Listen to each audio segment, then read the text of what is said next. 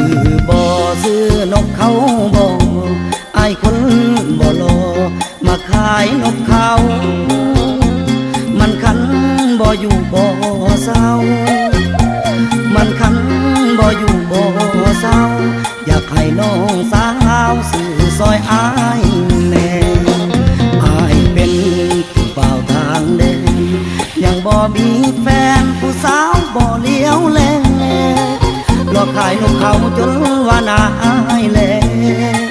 หลอกขายนกเขาจนว่าน่าอายแลเห็นใจอายแน่เถิดสาวคนขายนกเขาของอายตัวผู้มันคัน